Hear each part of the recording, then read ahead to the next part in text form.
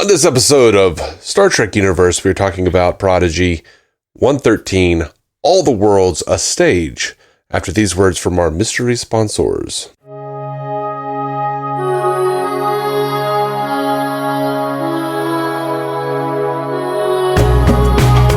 Welcome to Star Trek Universe, the podcast where you get to listen on two lifelong friends chat about Star Trek like they always do. My name is Matthew Carroll. I'm David C. Robertson. Dave, how you doing, buddy? Man, I'm here. I'm doing okay for right now. Yeah, just moving, just scooching through life. Yeah, just, sliding by the wind of my ass. Is that the phrase? That's not the phrase. It's not the phrase, but I mean, I guess that allows for some propulsion. Seat of my pants. That's the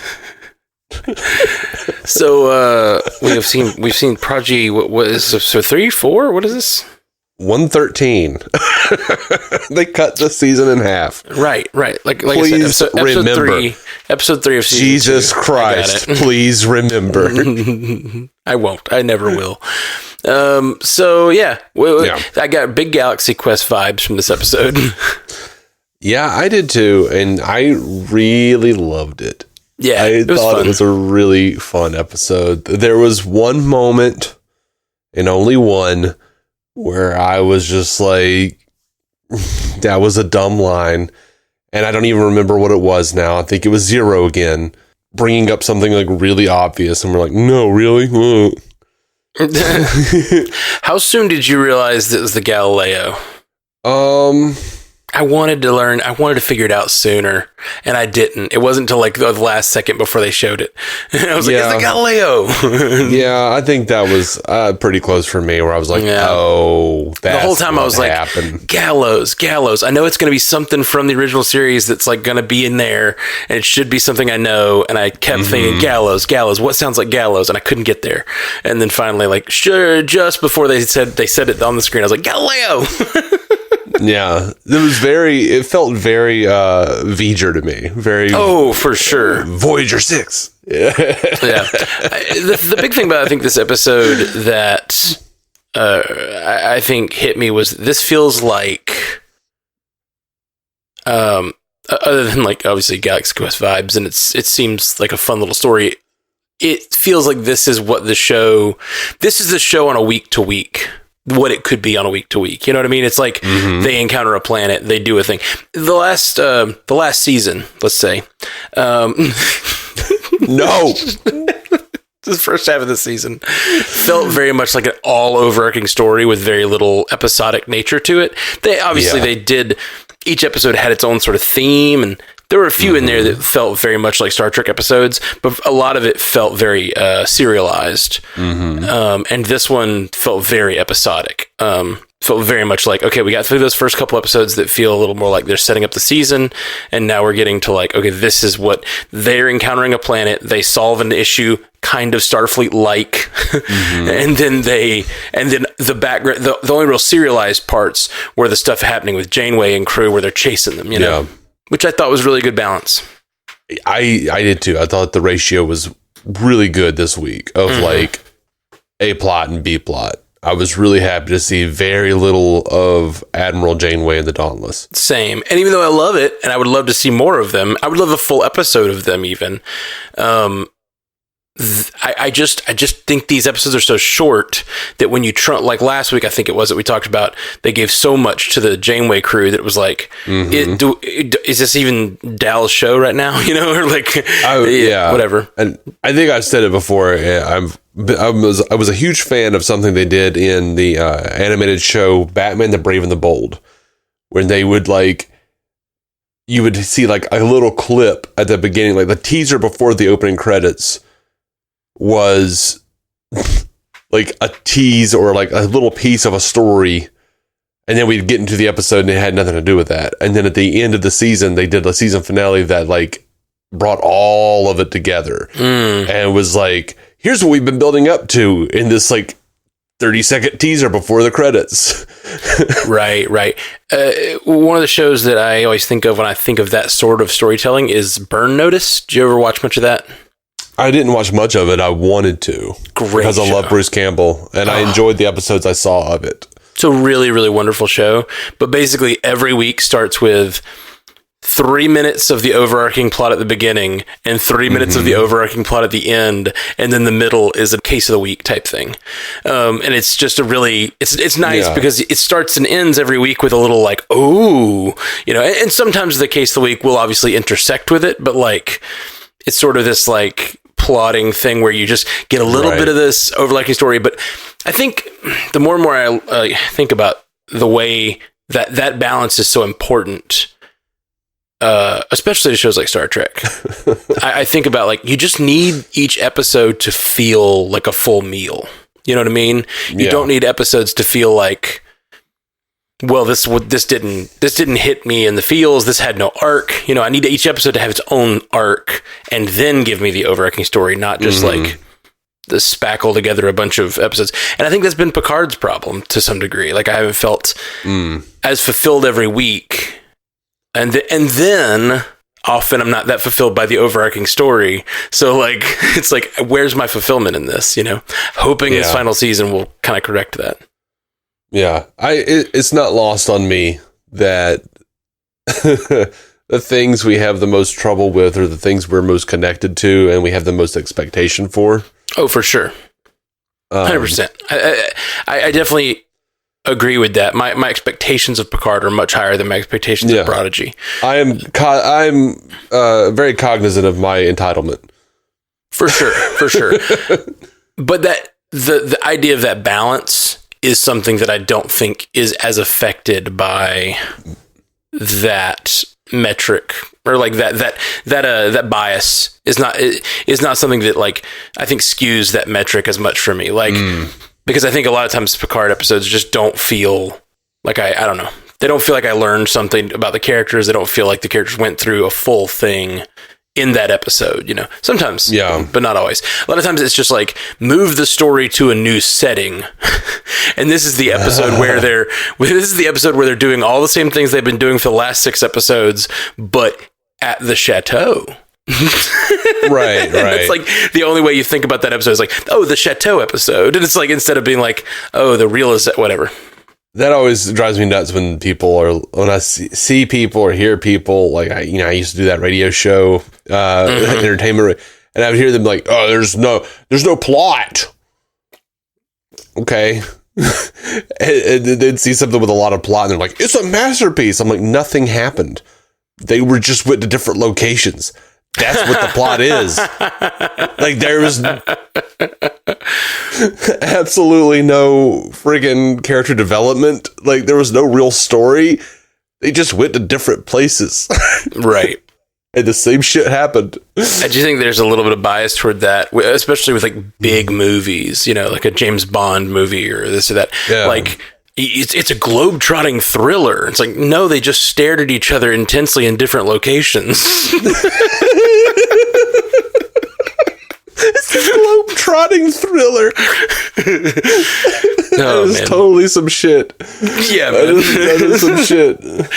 Not really intending to pick on the Bond movies. I really enjoy the Bond movies, but no, sometimes you know what makes me that. Sometimes there's a little bit of that. Absolutely, but I think of the Bourne movies more than that, more than Bond. I loved the Firstborn, and then I love my Firstborn.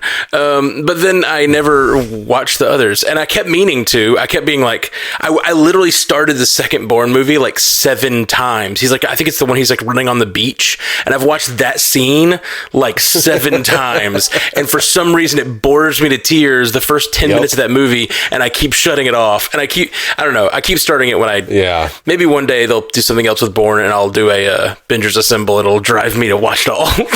Yeah, I used to do a thing on that show where they would say something about how great the Bourne movies were, and I'm like, shaky cam in a different location, shaky cam in a different location. Yep. Oh man, good time. And I think that the shaky cam era is an important era, because it brought in a more fully realized version of the camera as part of the action. You know what I mean? Mm-hmm. Which I think has been utilized greatly and to great effect. But I do think there are movies that took it too far, obviously. Yeah. And I don't even mind a lot of shaky cam. It's just like, you got to know what's going on in the action. You got to see the action as it happens. You got to be able to follow. You can't have your point of view be so blurred that you just don't even know, unless that's the effect you're going for, which I guess, I don't like an action movie like that, because to me, an action movie is signified by the fact that you watch good action. You watch them do cool things. To me, a good fight scene is a good ballet, like a good dance. And yeah. That might be why I don't like action anymore. Because it's like...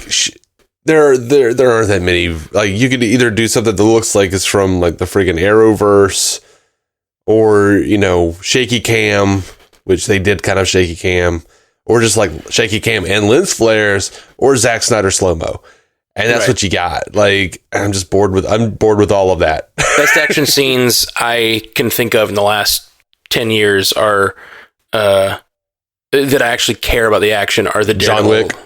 Oh, those are great. Those are great. But the Daredevil Daredevil hallway fights. Yeah, those are really good. Those are really fantastic, for sure. They pour a lot into them, of course. They're impressive, like cinematically and stuntman wise. They're clever. They do interesting things to hide the cuts and to hide the.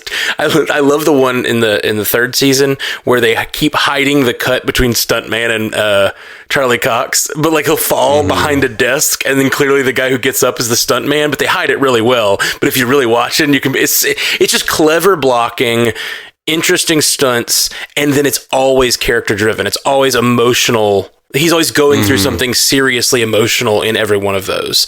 And it's just great. It's just great. Yeah.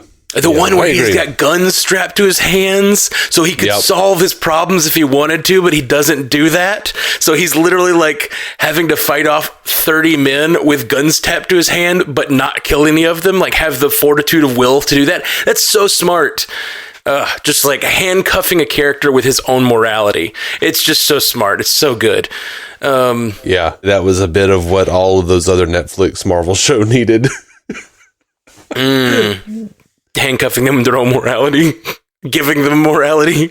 just cleverness. Yeah, I like the others for various reasons, but I mean, to me, Daredevil's the one. Daredevil's my favorite by far. Yeah. Like, I have favorite individual seasons, but sure, which may or may not be Daredevil, but overall, yeah. Jessica Jones. I mean, we're really getting off topic here. Sorry, but Jessica Jones. I'm sorry. Luke Cage season 1 was amazing. Yeah, no, I see. I love the first half of Luke Cage season 1. That's fair. Or as I call it, season 1, and then season 2 is this whole different thing. Once they get rid of we're back. Bringing it back around to Prodigy. I don't like the second half of season 1. I think it's kind of trash. I think it goes downhill quick. Yeah. Once you lose, I don't want to spoil things for those of you who haven't seen. Probably most people here have, but Luke Cage, they lose someone, and it's like the wind is taken out of the series completely. Yeah. One of the best actors is just gone. Nope. This show is this show isn't the show anymore. Okay, so Prodigy. Let's get off of all the Marvel and the action sequences. Except to say, I agree with you. John Wick's freaking awesome. I'm excited about Chapter 4, and I'm definitely gonna do that for Avengers Assemble. I haven't seen any of the John Wick movies. Oh, really? Yeah, no. Wow. The closest I've gotten is I watched Nobody with Bob Odenkirk. Oh yeah, the same creators. Which was fantastic, and I'm going to have to go back and watch John Wick, but yeah, I'm really excited about that David Harbour Santa Claus movie that they're doing. Oh, is it the same people? I didn't realize it's the same people. I believe so. I believe it. Oh, that's good. That's good. Nice. Okay, so Prodigy. I honestly, I kind of knew we wouldn't have a lot to say about this episode, except that was a fun little romp. What did you think? Any other major thoughts? I absolutely adored that they brought back David Garrovick from Obsession, from the original series. He was like the only red shirt who made it, pretty much. And they gave him this like great backstory and about his dad being killed by this creature in the series Obsession. And Aaron Waltke said, I always found it odd that Garavik had such an arc and obsession only to disappear off camera and never be seen or mentioned again on the show, presumably like all the others. I wanted to give him a slightly bigger fanfare send-off, a tribute to all the other red shirts. Dude, I friggin' loved it. I loved that idea. Yeah, and it was just really neat to me. And I love these kinds of episodes where they find the civilization that it's just basically started like worshiping Starfleet because they left something behind or whatever. I always love that. Were we just talking about how I wish they had gone deeper into that and into darkness? Yeah. We were. Yeah. So we were talking about that, and I told you about that Orville episode that does something with that. That is right up my alley, and I love the parallel to making Dal think like, oh yeah, we're just pretending too. Well, and that was the thing, is like looking at these people that seem silly, and he's like, are we just these people? And then they impress him, and he realizes he judged a book by its cover, and he's like, maybe it's not so bad that we're these people. You know, like we're people who are following an ideal. Yeah. They're just doing their best to follow a thing. Yeah, they're doing their best to follow the ideals they believe in, and just like Dal and crew. I love that there's like, because of like mission logs or whatever from way back, these people are like almost like a caste system where they, I mean, it's funny, caste system, because they're literally casting themselves. They're casting themselves as the different officers on the Enterprise. Like I thought the episode was incredibly clever. And I loved that. I love and hate that they are so willy-nilly with what the 23rd century looked like, because every time Prodigy has shown anything from the original series, they stick with the way, like, they stick with the aesthetic of the original series. They don't do Strange New Worlds look. They like the show looks like it did in the original series. So like the technology is the original series. I'm going to be really interested if by the end of Strange New Worlds they find a way to. I'm going to love it if they do it. If the last episode of Strange New World, he's getting off the ship and it's just like exactly like the Enterprise. You know what I mean? Like they have completely refit the ship and it's just the Enterprise as you know it. You know what I mean? And it's funny, like my wife's been watching Andor and I'm like walking through and I'm like seeing this like beautiful cinematography that looks so modern. And like the technology they're holding looks like the old like 1980s stuff. And I'm like, God, why can't we have that? I know. It frustrates me that this old like Star Wars, Star Trek versus shit, but it frustrates me how popular Star Wars is and the money and the thought that is being put behind it. Yeah. And with Star Trek, they're doing an episode a week, and I can't complain that they're doing a lot of Star Trek, but they're doing more Star Trek than they're doing Star Wars, but it just feels like it's not on the same like plane of talent. It's not. Yeah. Because Disney is like, they literally piss millions of dollars. Like, and that's what kills me though, is they don't have to, like, Star Trek is putting more money into it than they have to in some ways. Like they could take money from certain places, like, let's make everything, crazy technological, or just have a box with a screen on it, man. That's what the time period you're in looks like. Star Wars is making it work. Right. I don't know if that would necessarily be cheaper. It just depends on how it's produced, because sometimes that creating old big tech that looks good on screen would require a lot more practical effects, which is really expensive. Building those sets out properly. Whereas if you're just going to you're doing everything in CGI, it's way cheaper. Partially because nobody pays their CGI artists well. Yeah, so that's a whole other issue. A bummer. And Marvel is like burning them all out. Yep. That's some of the stuff that some of the stuff you can hear about that nowadays. It's really sad. And a lot of it's because they never unionized. I don't know how much you know about that, but like I'm aware. Yeah, basically everything in filmmaking was unionized in like the 50s or 60s. And then before digital art basically existed, before it was like a prominent part of the film industry. And so it never unionized, and that's why they get paid absolute crap. Yep. Sucks. So, yeah, I don't know that I have much else to say about this I know. episode. It's I a could cool sit here and episode. talk to you about whatever for a while, but as for Prodigy, I feel like it's a good episode, neat that they took on the personalities and like even the voice and mannerisms of Yeah.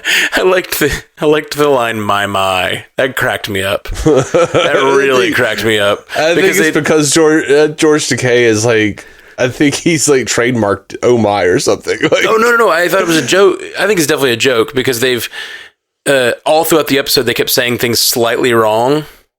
oh, that's fair. They kept being like, we're the they were the what it was the Enterprise, and then they had their Starflight, the Enterprise, and it was just such a subtle one because they pull away and he goes, my. Crack me up. It's really good. That makes better sense. I was like, I think I have seen him like have some sort of trademark on like a logo that says "oh my" or something. Yeah, I wouldn't be surprised. Especially, well, if anything with his face saying "oh my," I think that'd probably be the case. Or his voice, which this was definitely his voice. One line I really loved was Gwen searching through the cave, and they were like, and Jankum Pog's like, Jankum Pog's scared. Like, I don't know. It's just, he was really funny how like fearful he was this episode. But then Gwen says, I've learned never to fear the truth.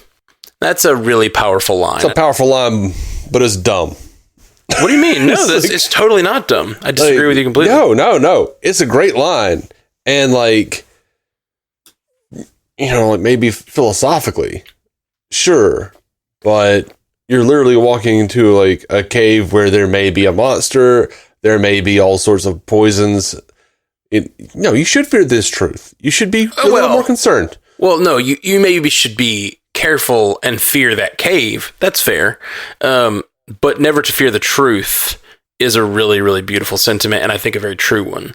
Like you're not scared to learn the thing, even if it's a really bad thing. You're not scared to learn about it, because the truth is the truth, and you're only going to be more capable for learning it.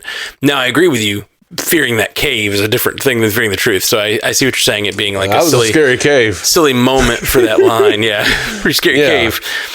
But you know.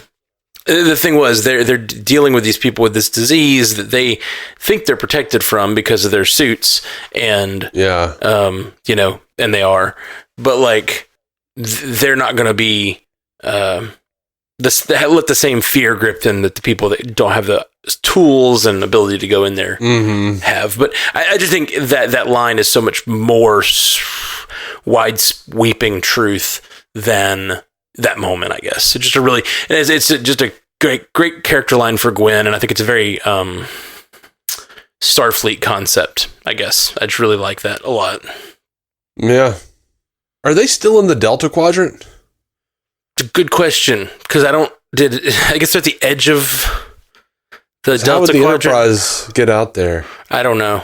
Yeah, I don't know. Of course, they do have the Protostar drive, so I don't know where they are. They could be bouncing around anywhere. Of course, any given episode of the original series, who knows? They could hit like an ion cloud and get zapped back to some place. Or true. Or do they? Yeah, I guess we know that the Enterprise was there, right? And they just left behind the ensign. I'm not really sure. Like, I really wish we could have gotten a little more of that. Because I guess it's possible that explanation. The ensign the Galileo got transported there and crash landed or something as well. But they had the whole, and I don't know if it was that they met the Enterprise crew or that the ensign taught them about the Enterprise, Yeah, I just figured he had like a tricorder or something, and he was like showing them like mission logs and stuff. Yeah, that's what I was thinking too. Or he had the whole ship at some point. But it's like, I guess he crashed there and then he had to try to protect the people from the danger, as he said. Yeah. I need to rewatch the episode because I don't remember how he got there exactly, if they said. Yeah, they said something about the Starflight came and saved them or something like that. So I don't know. Or no, it said something about they weren't allowed to talk to us because of the Prime Directive or something. I don't know. So I don't know if they ever actually got to meet the Enterprise. But Garavik went anyway because he said, they had to be saved or something. Anyway. Yeah, I dug it. I dug the whole thing. It was fun. Yeah. All right, cool. Well, we have a Stu Little. Yeah, let's hear what Stu Little has to say. Okay, well, this is our little overarching narrative. I don't know what's in this email exactly, but the headline is, "But you do like to draw, Dave." And if you didn't hear last week, he did a horrible Southern accent and made fun of me. And like the week before that, I made like a really bad Scottish accent and made fun of him. We've been going back and forth, and also apparently we might be in the same brain. Yeah, they're likely the same person. He might be my alter. That's the joke. Stu says, "Hey guys, in my defense, it was either base my impersonation on Forrest Gump or the Alabama Man action figure commercial from that episode of South Park. And I think that would have been the far worse option. Besides, it's fine. I'm half Alabamian, remember?" Before I get into my thoughts on Prodigy, I thought I'd give my random recommend to follow up how you two did last episode. The Devil's Hour on Prime. It's an ongoing mystery thriller show produced by Stephen Moffat. About a social worker named Lucy who wakes up at 3:33 a.m. every night after having terrifying visions of violent incidents that come true, or perhaps could come true without intervention. She gets involved in a criminal investigation involving a mysterious man named Gideon, played by Peter Capaldi. Oh, well, how now? Gideon's kind of difficult to explain as a character without spoilers, but he's a very morally complicated figure with a connection to Lucy and her son, who has an unexplained behavioral condition which comes into play. That isn't fully revealed until the first season's finale. Spoiler, no, he isn't her son traveled back in time from the future, just to get that out of the way. The show is a bit of a slow burn, but it's only 6 episodes, so it's not much of an investment to get to the point where things take a wild turn. It's pretty dark, but not without levity, particularly from a supporting role from Alex Ferns, Commissioner Savage of the Batman, as one of the detectives on the investigation. If you liked Capaldi's darker moments as the Doctor, and I did, then this goes even beyond that, and the setup for season 2, if it gets renewed, is very intriguing. I'll check that out. It's What's Capaldi, it man. The Devil's Hour. The Devil's Hour. From Stephen Moffat of Doctor Who, starring Peter Capaldi of Doctor Who. Let Sleeping Borg Lie. I liked this a bit more than you guys, mostly because it was a back-to-basics Borg story that depicts them as a threat and isn't bending over backwards to try to make them an allegory for an oppressed minority that just needs better choices. Nothing wrong with Star Trek doing that plotline, but kind of a big ask for me when it involves a species that forcibly inducts people into their group against their will. Yes, I'm still annoyed at Picard Season 3's ending. Why do you ask? I didn't know about Beltran's politics and assumed his appearance was surprising because he's been publicly critical of Voyager's writing for Chakotay in the past. But from what you're telling me, if Chakotay suddenly comes out and says Wolf 359 was an inside job, I shouldn't be shocked. Although maybe the Prodigy writers are more right-wing than we thought. Maybe Jankum Pog only speaks in the third person because he hates pronouns. I also liked this episode for getting to see Borgified non-humanoid species for a change, at least with Zero. I'm not sure if Tellarites count as humanoid or not. It says... I think they do. Yeah, I would think so, Stu. If a species is bipedal and has one head, also pretty damn human-centric, that's the recognized term in the Federation. Why not Vulcanoid, since they technically made first contacts with humans, not the other way around? Well, I mean, as it were, in Star Trek 6 said human rights, even the term, you should hear yourselves. Yeah. Well, I would, yeah, that's true of that. But I would also say, I think, it's likely that the humanoid is probably the Earth word for that. I'm sure if in Vulcan language, we're just hearing it through the universal translator. Maybe it is Vulcanoid in Vulcan language. In Vulcan language, it's Vulcanian. Right. Since there was like 3 times that Spock said he was Vulcanian in the original series, and they never went back to that term. Stu continues, all the world's a stage. Oh man, the budget for the Orville has gotten even tighter, hasn't it? But seriously, fun little side adventure with the plot type I've seen before a few times, like in Voyager's Own Living Witness, with the historical recreation of Voyager's adventures, which depict Janeway as a genocidal tyrant. I did like that one. Or Firefly's Janestown.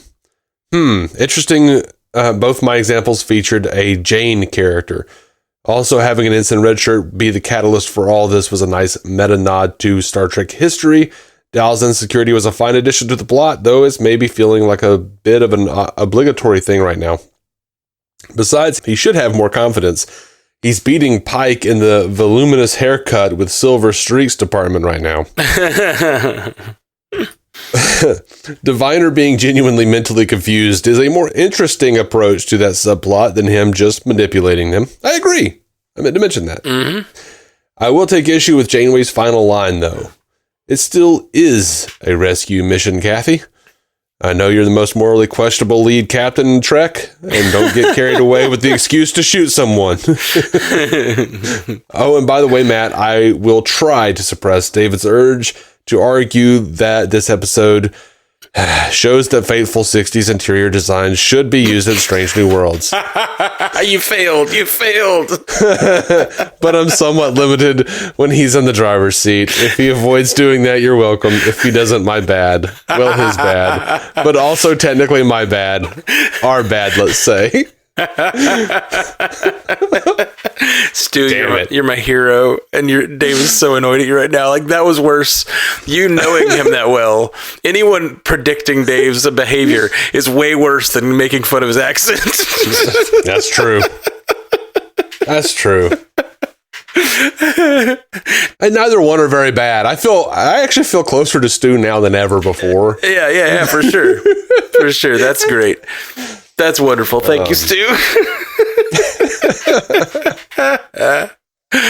Right. That was a great ending there. No, my point was not necessarily that they should do it, is that they should at least be consistent with what they're doing right now.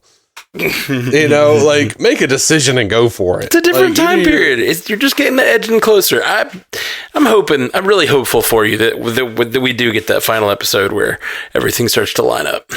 Not going to happen because there's no way. There's just no way it's going to line up. Like, you don't go from the cage to looking like where No Man Has Gone Before, and then have like Strange New Worlds in between that. It doesn't make any sense at all. Yeah, well, the cage would have to be right out. I agree, but yeah. So, it's fine. That's what I'm saying is, like, I'm okay with it being retconned or something, like, say, like, there's some kind of time travel or something. Right. There's been plenty of time travel. We can headcanon it easy. It's just, it's weird that Prodigy is just sticking to them old guns. Yeah, but so is every other Trek that's referenced it. It's just this new one is trying to blaze its own thing and be its own show. Well, it's Discovery, Strange New Worlds, and Picard. Yeah, that's true, right? Picard used the new version of the Enterprise. Mm-hmm. That's what's confusing to me. It's like, just pick a thing. Yes. I know, Dave. Pick a thing. But it's just nice to see the old bridge right there on the Protostar. It's fun. It is. It is really nice. Yeah. They should keep that. I know. All right. Well, guys, we'll be back next week with more about Prodigy. Thanks for listening, and thank you, Stu, for writing in and knowing Dave so well. It was good. It's great. And also thanks to Andre Sparks for writing in. We got a few of his stuff. Well, we got a few of his stuff like really, really late. Oh, and, no. There was an issue with the I guess his email for a minute. Oh, dang. But yeah, it was stuff about Lower Decks. Gotcha. And now I can't find it. Now it's just gone. Well, yeah, Andre, sorry we missed your emails. Please write in again if you got anything. It's great to hear from more folks out there. Makes the show way more rich especially when me and Dave have way less to say about a particular episode. Yeah. We were like, that was a good episode. Let's talk about Marvel for 15 minutes. You know, it actually, because I'm not finding it on the Star Trek, email. It may have been a different email. Oh, maybe too. Yeah. So, yeah, we never mentioned the email. StarTrekUcast@gmail.com. We always say, like, oh, yeah, Stu writes in, but we also never mention the email. So, if anybody out there wants to write in, StarTrekUcast@gmail.com is the place. Yeah, okay. Apparently, he has been writing into my personal email account as well. There we go. That's what it is. Well, one of the reasons. This is Star Trek Discovery episode 12. Good Lord. Whoops. So sorry, Andre. That's on us as much as anything, because we don't ever mention the email address. StarTrekUcast@gmail.com. That is the place to find. That's the place to find us. So if anybody wants to write in some stuff about the next couple weeks, or just Star Trek in general, I'd love to have more stuff to chat about. We'll be back with you guys soon. Jolan True. Live long, live prosper. What was it? What did they say in this episode? Live long, live proper? Something? Yeah, something like that. Let long, live prosper. Proper? Yeah, I don't know. Legs long. Smoke pot. Thank you for listening to the Star Trek Universe Podcast, a Stranded Panda production. If you'd like to hear more from David C. Robertson, check out the DC On Screen podcast or malajusted.tv for his web videos. If you'd like to hear more from Matthew Carroll, check out the Marvel Cinematic Universe podcast or listen to his music. Just search for Matthew Carroll anywhere you get music.